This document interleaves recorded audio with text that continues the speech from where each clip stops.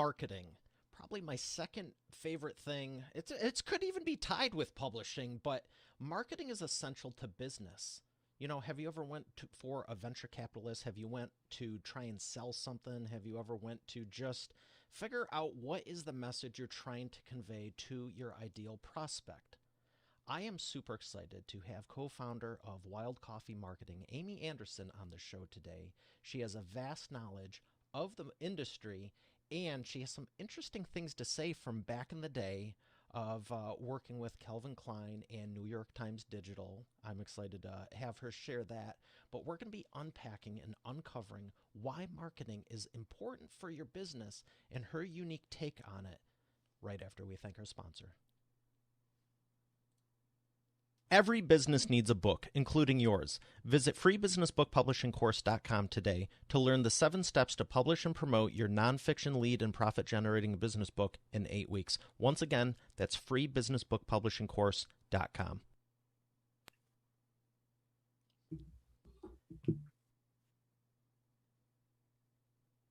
Here she is, ladies and gentlemen, the lovely Amy Anderson. Amy, how are you feeling today?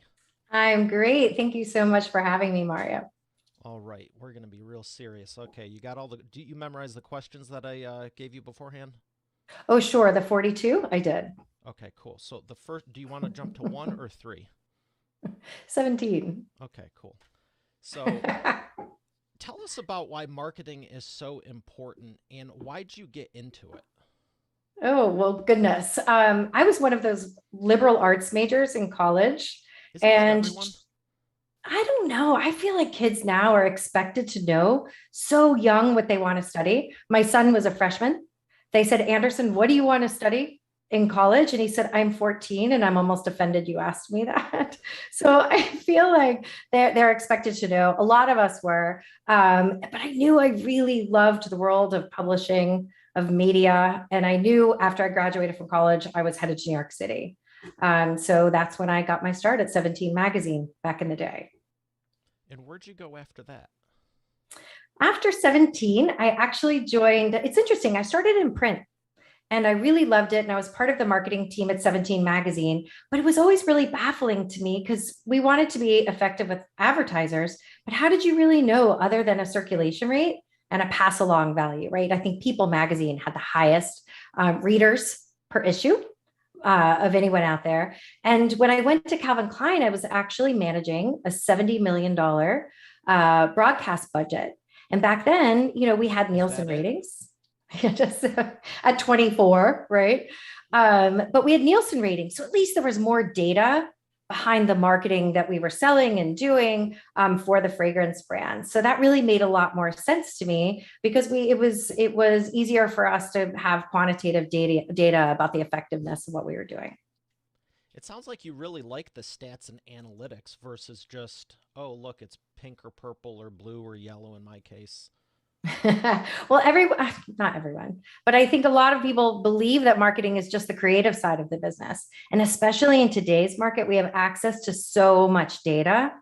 And then how do you parse through that data? How do you make it actionable instead of just sitting in charts and in Google Analytics accounts? It's really critical to be able to maybe pick 5 key performance indicators, right? So you have 5 KPIs. That's what you're tracking to, and that's what you're reporting to clients and to understand if you're being effective now. We're going to unpack this because a lot of people don't talk about KPIs. They talk about the glitz and the glam, and I have nothing against that. Clearly, I would probably sound like if I'm lying, if I'm like, I don't care how it looks. But a lot of people don't talk about the analytics, and I love that stuff equally. So let's talk about the KPIs, and what would you say are the 5 key performance indicators that you should focus on when focused on your marketing? Well, I think most of our strategies are growth strategies, right? So there are what we call vanity metrics. Followers on Facebook does not mean that you're generating business and growth for your company. Engagement rates have a little bit of a better sort of indication of how people are engaging with your brand. So I definitely, we look at sales. We look at how many leads it takes to generate a sale. looking at a cost per lead, right? You want to look at how much does it cost to generate each one. And then you want to look at some more macro trends, right? If it's visitors to a website, if it's contacts in your database, is that growing? So I think really the holy grail is finding where you can generate the most business at the lowest cost and being able to turn that up. And that's what we're always looking for in our engagements for sure. Is it the same for every company, or do you tailor it depending on the industry? We absolutely tailor it according to industry. E-commerce is probably the easiest to decipher, right? You have real-time sales happening, and a lot of times with the attribution with digital, you can tell where they're coming from. If you're looking at a business to business, say a manufacturing brand, financial services, it's a little bit more nuanced because you have a captive audience. There are only so many accounts. Say, we worked with a large steel manufacturing company for a long time. Oil and gas purveyors are sort of a finite business, but how are they engaging with you? How often are you touching them? How are they responding to you? And then how are they moving through the funnel is sort of a different metric than you'd be looking at an e-commerce brand, for example. Now, when you're talking about the website statistics you mentioned, the bounce rate, I would say, is an indicator of how the website's performing, but how do you average out the return customers or the return visitors? Do you have Well, a way bounce to rate drill is, those down? So, oh, we do. Yeah. Google Analytics has gotten really deep, and it's something that we look at maybe five major areas. Bounce rate is one. So how is your homepage performing? We know that we only want to give visitors three distinct, call it sort of action paths, right? When they reach a homepage. Designing mobile first for a lot of businesses is very important, right? We design for desktop, but you really need to design specifically for mobile at the same time. Where do people go? What's their first action? And then how far down the path do they get before they drop off? Where do they come from? What time of day? Things like that. And so we really try to ensure that people have a clear path of action. A lot of times too, with scrolling sites, you need to make sure that you repeat calls to action at the bottom of the page. So we do a lot of user testing, sort of micro testing on different platforms. And you sort of iterate and continue to develop to try to find the best path. I like that you said. I like that you said having the call to action at the bottom of the page, because a lot of people don't realize if you're below the fold, it could look like a whole different site to someone depending on how the content is laid out.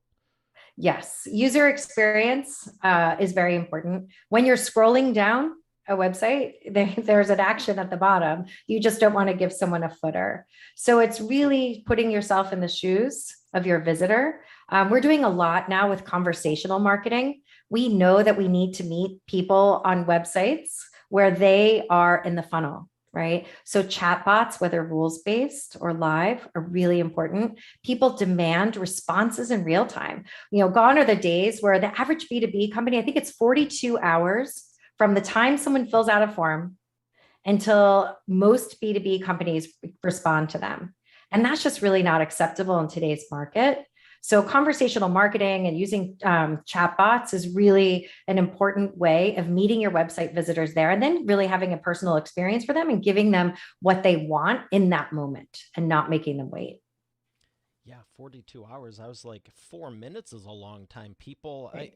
I'm thankful for Amazon and what they've done as far as set the standard of, hey, I think everyone's given better customer service now, not just them, but at the same time, it's like, I found myself, I get stuff from time to time. Truthfully, this shirt I ordered online, and I was like, what do you mean 2 days from now? I want it now. We've greatly changed our expectations in terms of timing, delivery, service. Absolutely.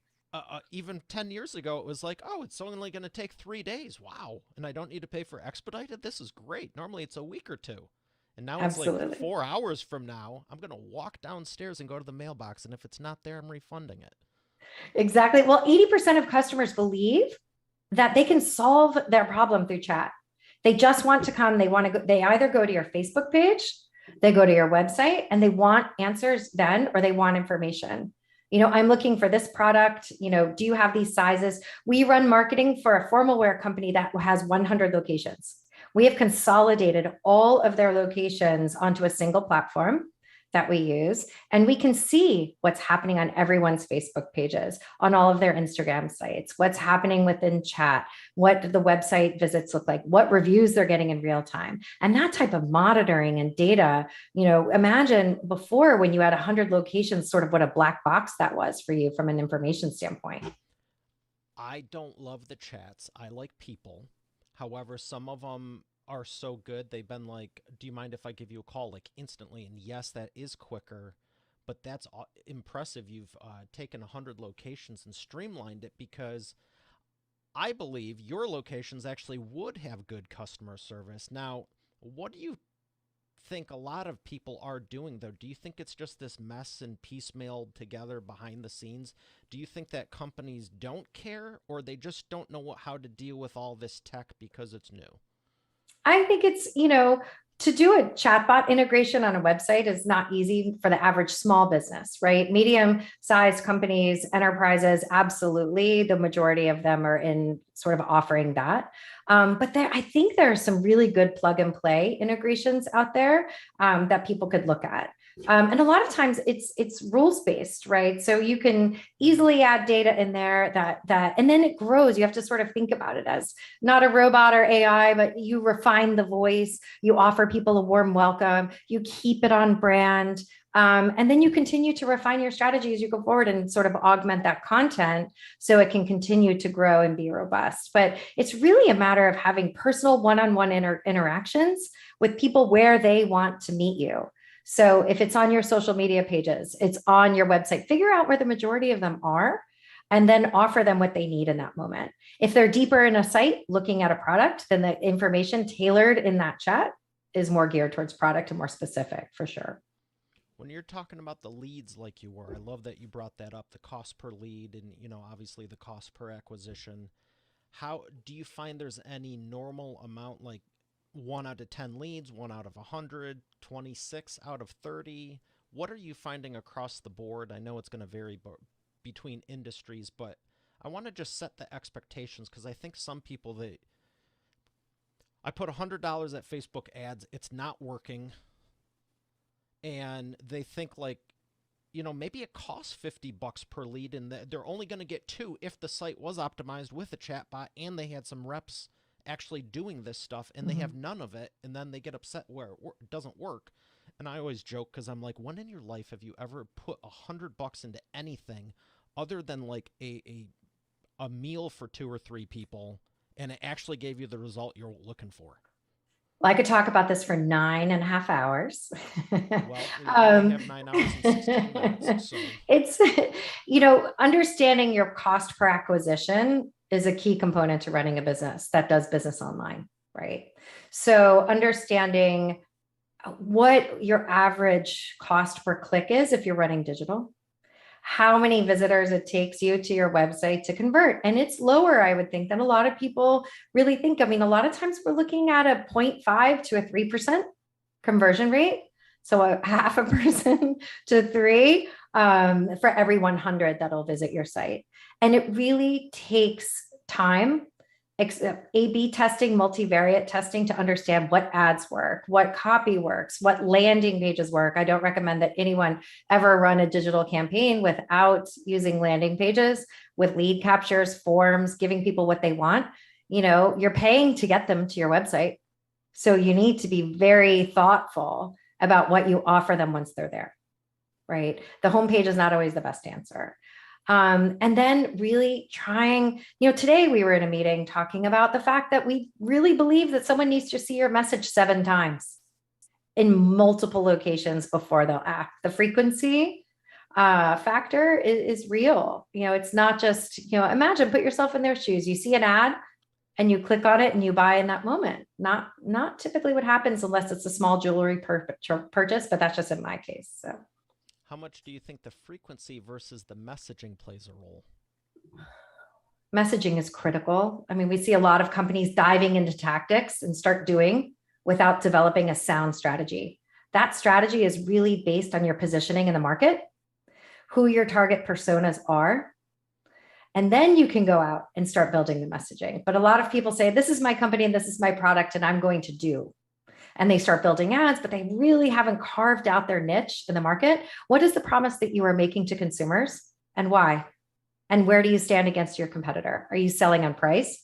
Are you selling on value? Are you selling on brand? You have to figure all these things out before you go and launch into these tactics, because then you're going to try a million things and nothing works, and you don't stick with things long enough, and nothing is rooted in that original strategy that's so critical. Throwing the mud against the wall, spray and pray strategy. Yes. Well, people call us typically when they have done that and they haven't figured out why the needle is not moving. And the first thing that we do is to say, okay, let's take a step back. Let's look at your strategy. Yes, absolutely.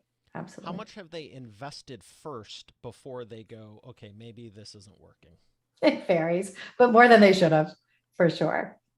So, and listen, people are excited. You have a well-funded early stage startup, or you have a company that's found some success and they're ready to move and they're ready to do. But it really takes sort of that CMO level or senior level expertise, or people who have sort of been in this arena and built go-to-market strategies to develop that work for you, that you will always refer back to. It evolves, right? Strategy evolves, your personas evolve, your product sets evolve. But to have that to go back to is really, really important.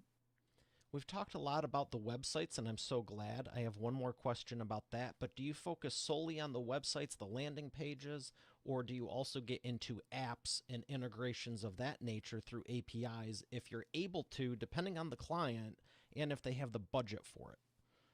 We do all of that, right? So we build apps. We also use lots of platforms to run marketing for our clients. Some of those, it could be an enterprise solution like Salesforce with Pardot and Marketing Cloud. It can be more of a smaller, Insightly is one that we use for our smaller businesses. And then everything you can think of to run social, to build campaigns, our design softwares. We prototype full websites, apps, and products that way. So I think in this market, Mario, we are expected to go so wide and so deep. And that's why it's really challenging for a lot of companies to run their own in-house marketing team, because you need so many areas of specialty. And that's why fractional teams tend to work a lot better, because you need some SEO expertise, you need some PPC, you do need some design, you need strategy, you need content writers, you need long form content writers, you need social writers, and to reassemble those teams. And it's really hard in this market because there are so many technologies and areas of expertise with data. And so that's how that has been going. You are beyond impressive. You know your stuff. You've mentioned a few things. I was going to ask some other questions, but you opened the door to it. But I want to ask you about heat mapping. Do you also do that on websites, and do you advise it? We love it. Heat mapping is a sort of a behind the scenes platform code that you put in with a platform that allows people to see what is happening on your website. Thank you for explaining it for it too, because I'm really enjoying the conversation. I'm like, oh yeah, people listening might not know any of this. They might not know that. So if you have a scrolling site, it shows you how far down on the page people go. It shows you where they are tapping, where they're clicking. And the more people that click in an area, the brighter sort of the heat map will be, and it'll be in the warmer colors. So we recommend doing that. And we use it for our clients because you have to see how people are using the site. You can actually watch website sessions in real time. Obviously, you don't know who it is. You don't know where they are. It's not anything like that. It's just watching the session, watching where they're clicking. Are they going back because they got confused? Did they hit a certain page and just drop off? And is that a trend? So that's really what you're looking for, how people are using your site. You can look at that in real time and see if you need to make design modifications. If you want someone to click on a button in your header image and they're scrolling right past it, perhaps it's not designed right. Change the color, right? Absolutely. Yes. Or add one of the dynamic CSS things where you can make it do like a little bounce or something. Yes. So those micro touches are really important. Watch when you're using apps. Even when you're using your iPhone, things move to the left or the right, they get bigger. When you log into HBO Max, you may have multiple profiles, and you'll see the last person who was watching has a bigger circle around the initial of their name. That is all designed very intentionally. That was sort of a UX thing I noticed last night when I was watching my leftover Successions, that those little tiny details matter, and they lend themselves to how you actually interact with the website. You are giving a wealth of wisdom here, and I so appreciate it. I do want to ask you, even further than SEO and everything we've touched on, what do you do for server-side optimization with page lazy loading and the CSS minifying? I'm so glad that I can't answer that question for you, Mario, because we actually have a team that handles all of sort of the technical side of things. Okay. We do look at that data. Page load times will greatly impact your performance and your SEO and whether or not Google's going to put you up there in those search results. So I definitely recommend that people run that analysis. But I can't tell you exactly sort of how our team solves for that. And I'm so glad that I can't, because it means I would be too in it. That's good. I appreciate the honesty, and I'm like, is there anything I can ask her? And then you said the on-page SEO and stuff like that. I'm like, ooh, server optimization. This is like You got real deep me. in there. But no, that was such great information because, again, it's like, oh, I have a pretty logo. Well, great. So does everyone else. Well, a lot of people don't, but it's like if you're at that level, you're not going to get to this other stuff. And the other thing I want to touch on is you said we're expected now to go wide and also go deep. And it is voluminous. I remember back in the days because my original company started with web design. And when you made reference to the point 3 to point 0.5, no, point 0.5 to 3%, I was like, yeah, one of my very first, I mean, we're talking dozens of years ago, one of my first clients, I remember him going, yeah, I got 10,000. And this is a local pizzeria, but he had 10,000 flyers going out. And I was like, hey, how'd the campaign go? And he's like, oh, it's great. Look at all these. And it looked like 6 of them. And I'm like, how many did you get? He's like, oh, I'm almost nearly at 1%. And I'm like, that's it? But he was thrilled with it. And it's surreal to think all these years later, it's still kind of 0.5% to 3%. But when you're talking at scale, that could be thousands or tens of thousands of leads. Right. And where do you max out? In a certain market, every client wants us adding to the top of the funnel. But and those are really dependent on budget.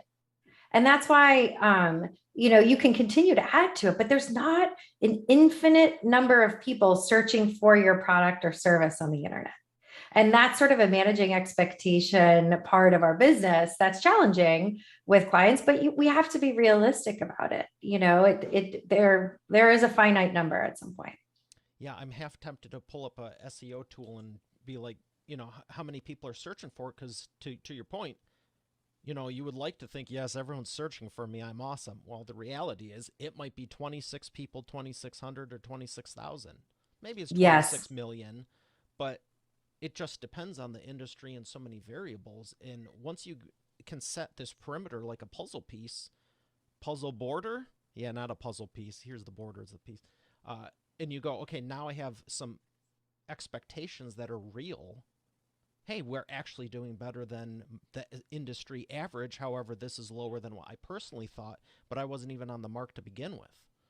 Well, and it's dangerous to do performas, but we want to try to understand going into campaigns, engagements, sort of what the results are looking like, what we can expect. But I think you need a little bit of time. And then you need to be able to pivot really quickly. With our startup clients, we know that we are going to be pivoting a lot, trying a lot of things, because when a client is in the middle of a Series A round, there's just not a lot of time. Like, we're trying to get to that sort of holy grail of where we can penetrate the market the most fastest. And that's what we're gunning towards all the time. Well, you definitely know your stuff, and I want to ask you about the Series A round and the investors and stuff of that nature.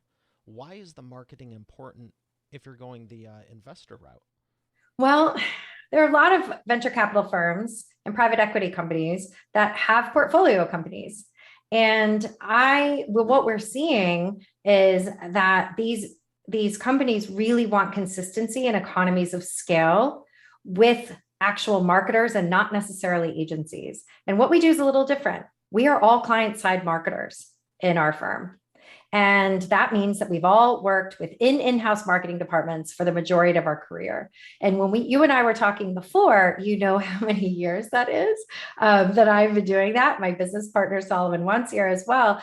And to have marketing as a voice in the C-suite is really important in today's economy, in today's market, because we own the customer experience in most cases because it's digital. We own a lot of the acquisition data and we have accountability for acquiring new customers. So to have really strong marketing abilities from the beginning, when a co-founder is really excited about their new company, they have a lot on their plates, but we bring a level of expertise from a strategy perspective that is meaningful and impactful companies at these stages. So we're working with several firms in that realm, trying to bring some economies of scale and trying to bring that advisory service from a marketing perspective. There are management consultants about your model. You'll have the big four with accounting and financial models, and then the marketing piece is becoming more and more important and relevant. So it's not just a nice to have. What the heck was that? It's not just a nice to have, it's now a need to have. You must because of the digital experience. And look at all of the shifts that have happened during COVID, right? How quickly an accelerated digital strategy was. Omni-channel strategy, right? Ordering online, picking up in store, and all of, where does that data come from? What is that customer experience like? It blends online, offline, sort of the Internet of Things. And so it has become more critical than ever to really understand your customer, understand their needs. What are they looking for? How do they want to do business for you? And just like it's a labor market right now, it's a laborer's market. It's also a customer's market more than ever. Yeah, and it's interesting. You mentioned one of my favorite CRMs, Salesforce, and I know when you have the marketing in place more, because most people just glaze over, oh, I did this campaign, I paid for this thing. No one really takes the time to analyze it. And this is what I got started with. So I love talking about it because, like we talked about, it's so voluminous now. I remember back in the day, it was like, you want a site? This is a sales pitch. If you don't have one, it's a yes or a no. It's 50-50 right off the bat. These are good conversion rates. Yes. These are good, not conversion. Well, I had good conversion rates, still do, but they're good. What's the word? It's like, it's opportunity. Oh, pull through rate? What's pull that? through rate? Yeah. Are you thinking? Yes. Pull through So it's rates. like, this isn't rocket science. It's, right. You can look up people. If they don't have a site, do you want one? Yes or no? That's it. But now it's so deep and so voluminous. It's like, I'm shocked there's people that still don't have sites. That blows my mind. But even if you do have one, even for eainterviews.com, there's stuff we did in the last few weeks that we just redid the whole thing last year. And I'm like, this is a good chunk outdated. We now need to advance even more in all these things. But how you can take the Salesforce, how you can combine, okay, Salesforce, the software, how you can take this software for a CRM, combine it with the marketing, and get that back to your Salesforce, actual people. Because like you're talking about with the leads and conversions and client acquisition and lead acquisition, if they can't sell it, you could get a 93% conversion rate and the ball could be dropped at the very end of that funnel. Yes. And what I love about CRMs and marketing automation brought together with platforms like Salesforce is that it really, especially in a business to business environment, really combines the best of the best from marketing and sales. And we talk a lot in our strategy engagements about sales and marketing alignment. What is that process? How are sales and marketing talking to each other? Who's driving what? At what point is sales triggered for an action based on the action of a customer on an email, right? So say somebody opens an email, fills out a form. How does all that workflow happen? Automation is critical with email, with everything we do. And then making sure that the sales team is very closely aligned with your campaigns, what's happening, what their follow-ups look like, and what their needs are. Our philosophy is we love and respect salespeople as marketers. And we would not be successful without them. They have feet on the street. They are closing business. They are our closest allies to what's really happening out there. And we really strongly believe in supporting them to the best of our ability. So we see that in a very sort of blurred way. And I think it's really important for the success of businesses in the B2B realm. I'm glad you have such a holistic take on it. I want to go back to how this all started. You mentioned Calvin Klein, you mentioned some of the stuff you've done before. What inspired you to start your company? Well, I had spent maybe 20 plus years working in in-house marketing departments. And then I stayed home for about 3 years with two small boys who are now teenagers. And when I went back to work, I had the luxury of a choice that I could go back into a corporate environment. At that point, Mario, I had been in the business for 20 plus years, and I would have been at a senior level sort of CMO place. I'd recently had a life change, became a single mom, and my parents were actually my angel investors. And they said that they believed in what I was trying to do, which was to create a company. So I had the flexibility to be with my young sons, but also that I could work and take all that experience and work with multiple companies and not sort of be pigeonholed into one.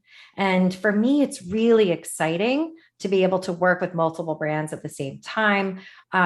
When people join us, they are sort of amazed at how fast we move back and forth. But I think that as a woman and as a mom, it was really intriguing to me to sort of be unbound in a lot of ways, to create a model with my business partner that was really about a culture that we wanted. And it's built on kindness and built on compassion. And we are really, really good to each other as a team. We tend to attract clients who are like that. And it's really worked for us to be in an environment that's nurturing, but also very sort of dedicated. And it's the most rewarding thing besides raising my boys that I've done. That is very special, and I'm glad you had the opportunity and are excelling with it. I like that a lot. Thank you. Thank you. Do you believe that business has a spiritual side to it? I do. I do. I was recently with the head of the entrepreneurship school at Florida Gulf Coast University, where I'm starting to do some mentoring there in their incubator with graduate students and undergraduate students who are bringing companies to market. And she actually did her PhD. Her name is Dr. Sandra Kawanui, and she did her PhD on spirituality in the workplace. And I absolutely believe that we bring our full humanity to work every day. Customers who we all do business with are in their full humanity every day. We are not doing business with robots. They are not, I don't even like calling them users, you know, it dehumanizes them.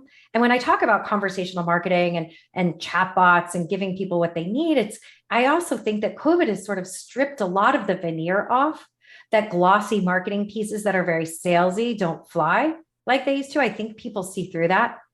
I think look, this is sort of what I am offering, and this is what I believe your need to be. Does this make sense to do business together? I think that, even I have a friend who worked at a pharmaceutical company. They said, stop selling right after COVID. They said, just build your relationships with your professionals. Just stop selling. And I thought that was a really beautiful thing, because I think that even if you have a visitor to your website, you have a client call a phone, you have a prospect come meet you where they are bringing their humanity to you, and they are in that and trying to meet a need and have a need fulfilled. And it's our job to try to meet that. So I absolutely believe that we can infuse just really strong, good values into how we do business in a really honest way. I agree 100%. I always look to have the best people on the show and bring the truth out, because there's a lot. I mean, I could stack up 100 marketers, 100 real estate agents, 100 whatever, and I'm just picking people. But it's like, I don't want to say most, because I think most people are good people, and there's this subset of that where I think they really legit want to do the best, they just don't know how. And I like bringing my arsenal of friends and my education and expertise with publishing and going, here's what you should be doing. Because I think so many people are well meaning and entrepreneurial and they just want to know what's the next step, what's the next thing. Like I do in my books, it's like, I'm not trying to like sway you one way or another. It's like, if you want to do this, like I said with the websites, I'm very simple. I might like flashy stuff because I'm visual and it's fun. But at the end of the day, I'm like, all right, how do we keep this bare bones minimum? You asked. Right. There's 100 people who don't have websites. They either want one or don't. Doesn't really matter what you say, just as long as you get, are you interested? Or with the books, the show, I like the point you made with, I don't like thinking of them as users, same thing with the show, the listeners. Some people go, oh, I'm only at so many downloads. These are real people that are listening on their jog, on the gym, in the kitchen, on the couch, wherever, on the boat. And it's like, you mentioned HBO Max. I'm just going out on a limb. You weren't in the middle of a business meeting all businessed up when you were using their service. Right. So are you just a user or a person in a real scenario?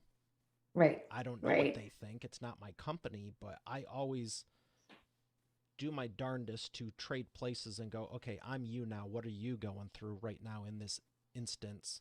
So that's why it's like, it's fun to joke around, but at the same time, if you're taking too long with the sales cycle, regardless of the site, app, whatever, they might just not have the time. Right. And I think that just to be grateful for the interaction and to give your best in that moment, give people what they need, not try to sell them, but to try to meet the need in a genuine way where you show gratitude and gratefulness for the time that somebody took to come be there. And we feel very grateful for our clients. That's absolutely how we approach that. I wake up every day grateful for them and my team. So if, my feeling is that, and I think this is sort of what's happening in this great resignation sort of period in this labor market where people are taking a really hard look about how they're spending their day, how they're compensated for that.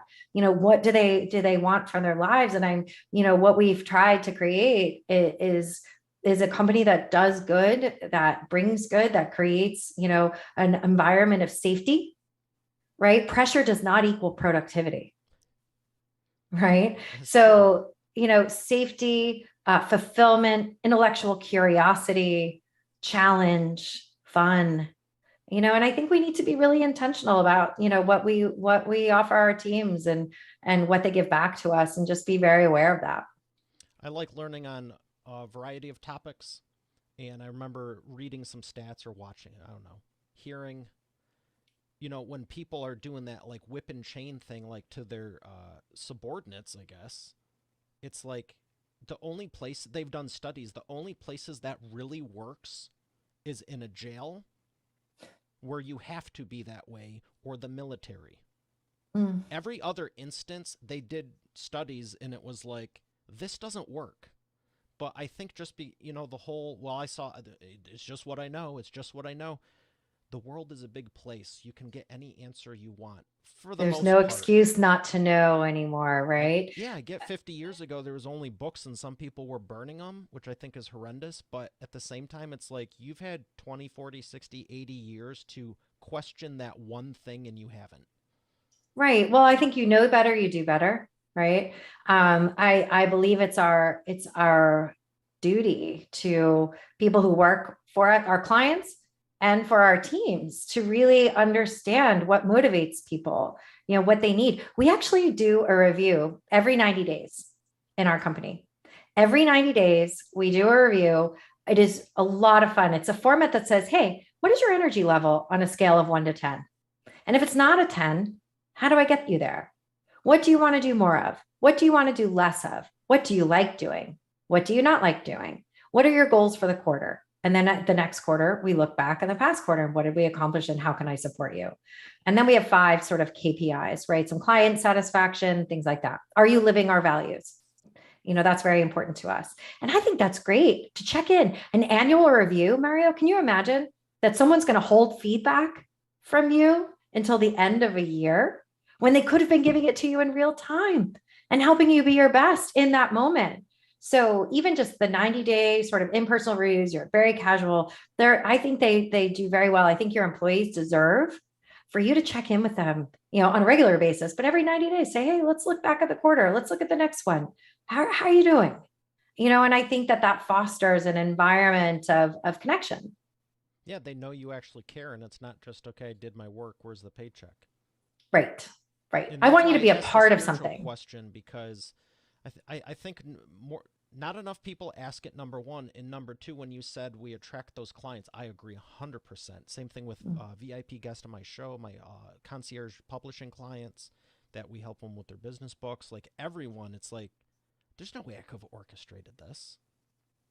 It's not so much, I think so many people spend so much time going, they don't, well, one, they don't even know who they want to attract. They're just, whatever. And two, if they have some semblance of an idea, they're focused on like what that person's doing wrong and like what they can do better to hook them versus like, who do you want to be? Like you attract you who you are, not what you want. I believe that Right. 100%. And it's like, oh, you wouldn't believe what this client did. And I'm like, A or B. They're Right. like, Right. Well, how'd you that's the know? law of the Well, universe, right? That's a law of the universe that like energy attracts like, and I think that that's what you bring to you. Sort of what you are is what you bring. So when you're 100%. intentional with that. I got a couple. I wish I had you all night because there's so many great things you're saying, and I can follow up with them. I do want to touch upon. You said something very particular. When you started your company, did you get a big building, or did you decide to start it online? And where are We you at now? ran Well, I started the company in Miami with my business partner, Solomon Wansier, who was in Fort Lauderdale. We had worked together. Actually, he hired me in 2004, and we worked together for 3.5 years in the mortgage business until the crash happened. It was one of my favorite jobs I ever had. Loved working with him, loved my team. And so when I started doing consulting, he joined me about a year later and he was ready. And we said, we're spending time on client sites. Why carry the overhead of an office? We have this thing called Zoom, kind of new at the time. We can see each other, we can talk, let's do it this way. And then we'll meet up at client offices. And that was maybe 3.5 years ago. And now we have 17 employees scattered across the US, Seattle, Dallas, Virginia Beach, Boston, and we have a concentration in Southeast Florida. And we recently hired someone in Salisbury, North Carolina, and she is amazing. And when we're limiting ourselves, I really feel for companies who require that people be in the office or even in a hybrid model, because you are limiting yourself to geographic locations. And that may work in New York and other major metropolitan areas. For us in South Florida, we want to hire the best of the best. And that's one of the reasons that we decided to do this. Mandy in Seattle is phenomenal. I wouldn't have had the opportunity to work with her had I required that people be in the office. And now I'm in Naples, Florida. So I moved across Florida to be back with where my parents are, who have been instrumental in helping me raise my teenage athlete sons with lots of sports practice driving, while I've been flying to see clients, driving back to Miami and working quite a bit. So I think we're placeless in a lot of ways now, Mario, right? It doesn't matter as much sort of where we are, and you can create a life for yourself that offers, flexibility, like living back in your hometown so your parents can help you while you grow a business. Now, do you think it depends on the people you're hiring? If they're more extroverted, I don't want to say extroverted or introverted, but some people have been struggling with I can't go into the office versus I love this because now I can do what I want. We ask that question when we're interviewing. A Smart. lot of times people, yes, earlier in their career, like we really ask it. Have you worked at home before? But now coming out of COVID, a lot of people have done it. And people either realize, I love it, or maybe it's Or I not for don't. me. Yeah. So COVID gave everyone a chance to really sort of have both of those experiences. Some people maybe earlier in their career really, really like being in an office. And so, and then we have all sorts of sort of personality types and dispositions, and it all sort of works. But I do think you have to be very intentional about what your culture is, how you communicate. We do happy hours together, but we make them very fun with games. I had no idea I had a hidden talent as a game show host. I really, really like it. We have a lot of fun. We check in a lot. We use chat a lot. We bring people into Florida once a year. We get certain groups of us together quarterly. We will fly managers out to see their team when we can, things like that. So Wow, it sounds like fun. Let me know when your next event is. I will. I will. Especially You if can it's in the MC it for winter. us. What's that? Yes. Especially you can MC it for us. So Oh, done. That's it. that's it. Um, who is your biggest success story? Oh, in terms of clients, that's a really, really good question. So Because you have a few dozen of them, don't you? At I'm trying least. to choose what most successful. We actually had a boat manufacturer that we still work with. We've been their outsourced team for a Can number I of ask years. you which one? I love boats and yachts and water and swimming and all kinds of stuff water related. Yes, absolutely. It's Sea Chaser and Okay. Carolina Skiff. Carolina Skiff actually owns Sea Chaser. We've been their team of record for the last several years, and they facilitate help. It's interesting. Their marketing was a lot in print and a lot of selling boat models, and they really wanted to create a lifestyle brand. And I'm very, very proud. Everyone wants to be a lifestyle brand, right? You can look at Yeti, you can look at some of the beverage companies, and they've really sort of done an amazing job at that. But how do you do that in reality? And I'm so proud of the team and the way they sort of shifted social media into join a lifestyle, into sort of using user generated content. And it's not about selling a boat. It's about selling the experience that people and families have on the water. And that was sort of a mind shift that we really needed to get our client to have.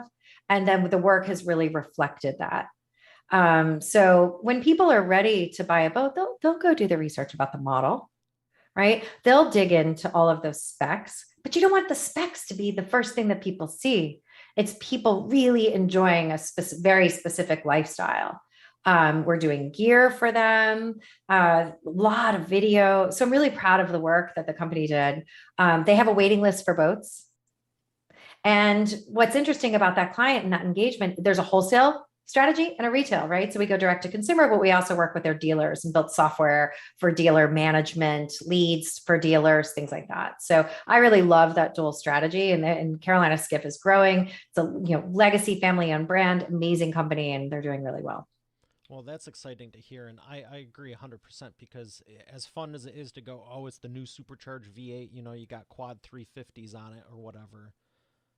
You're not buying that. You're buying the memories with your family and friends that, are irreplaceable. So you couldn't have Absolutely. picked a better one for me. So thank you for Oh, that. good. And Good. I'm so glad. this is you set me up real good. But game show host, yellow or black? Black. Oh, okay, good. Thank you. Finally. Feel like the last dozen people all went yellow. So, oh wait, this is the wheel of whatever, and I'm going to ask you a random question. Okay. You have to take a month off work and do something for you. Where is it and what are you doing? In France, writing a book. Who with? With who? Whatever. Myself. Okay. I'm really intrigued by solo travel. I'm surrounded by people on Zoom and people at home all the time. I think it's really, really good for us as human beings to go and be on our own. And I think that solo travel is really interesting. I think it opens your minds to new experiences, places, people. And I had planned actually to go to Spain the summer of COVID and spend a month by myself there. And then that didn't happen, but it will. And now it's apparently shifted to France. When you asked me the question, that's You what didn't came out hesitate first. one bit. I was I like, didn't. wow. No, Why no. France? Where at? And what are you writing? I'm in Paris and I'm writing a book on women in leadership and entrepreneurship. Wow. Very good. Well, that I picked the right one. You saw all the other ones I had on here. All right, we're going to thank our sponsor and come back for the imperfect action round. You're already the expert, but have you transformed your expertise into a tangible asset that will generate and qualify leads while increasing profit for you 24/7? And if so, how well are you promoting it? With the Expert Authority Effect publishing method, it's easier and faster than ever. Visit freebusinessbookpublishingcourse.com today to learn the 7 steps to publish and promote your nonfiction lead and profit generating business book in 8 weeks. Visit freebusinessbookpublishingcourse.com to get started now. Once again, that's freebusinessbookpublishingcourse.com.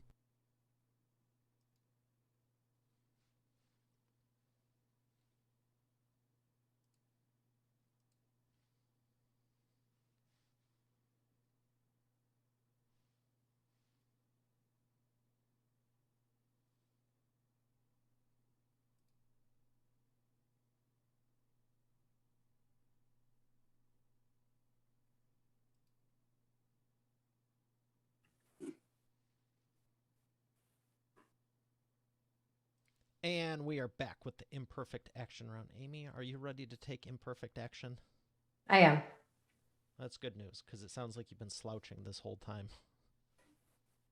That's what I do, Mario. I just slow and steady here. I got 3 questions for you. 60-second or less answers. The first one is, what is the fastest path to the profits? Knowing who you are, who you're talking to, and what you want to say.